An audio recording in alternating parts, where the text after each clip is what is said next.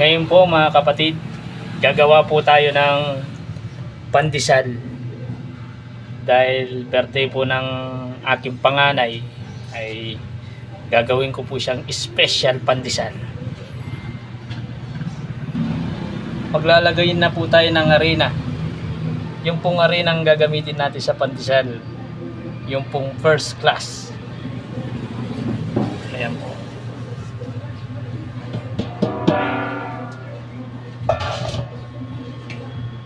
Lagay po tayo ng kalahating kilong asukal.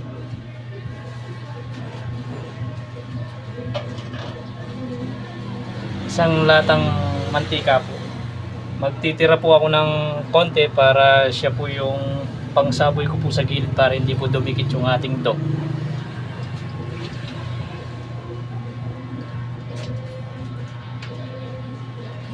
Lalagyan po natin siya ng asin.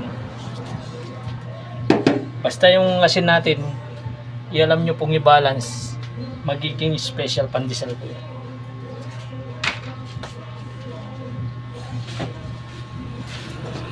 Lalagay ko na po yung ating pampalsa. Ito po yung ating pampalsa, sap.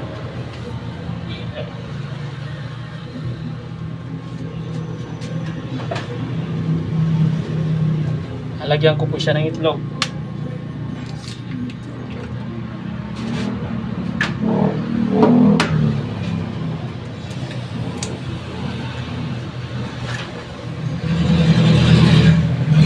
Lalagay ko na po yung ating tubig. 2 lata po yun. And then haluin na po natin upang matunaw po yung asin tsaka yung asukal. Haluin ko na po.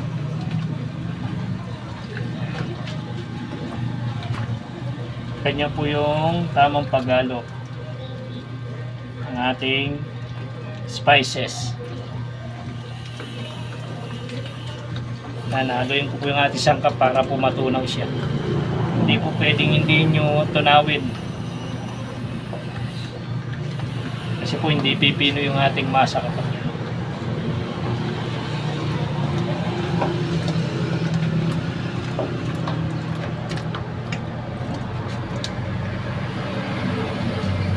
yan. Tunawin po ng tunawin.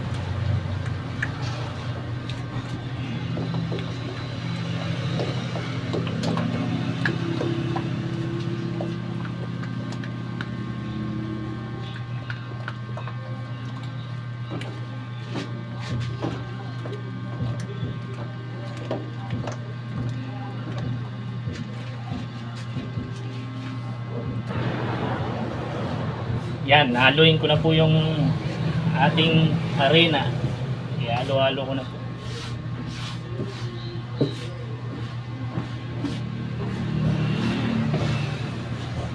Haluin lang po ng haluin ng ganyan. Huwag muna nating mamasahin.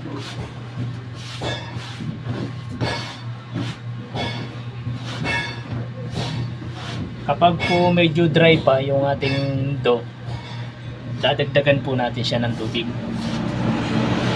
Yan, tulad po nito, medyo dry pa po, dadagdagan ko po siya ng tubig.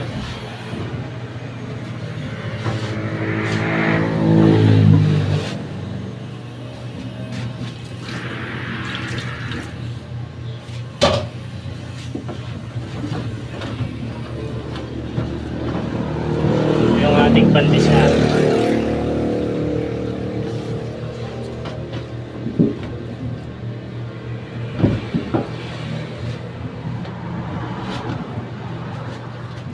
Gigilingin ko po siya para wala po yung madurog po yung arinang buo-buo yung nagbabubbles. Inamasa ko na po yung ating dough. Pakipalaw po yung aking page, Ryan Dialca po, Madiskarting Kabalin.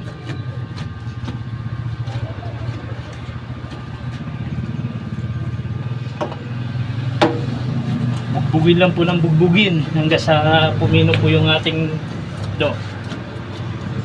Ayan, itutupi ko po yung ating dough.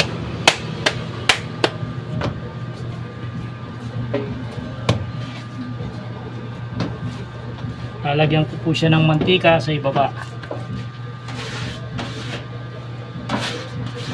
para mabilis po siyang pumino. Tsaka yung mantika po nakakasarap po sa pandesal. Ayan.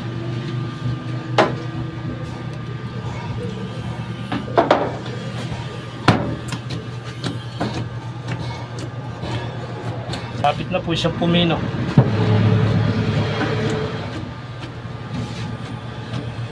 Ang ating pandesal.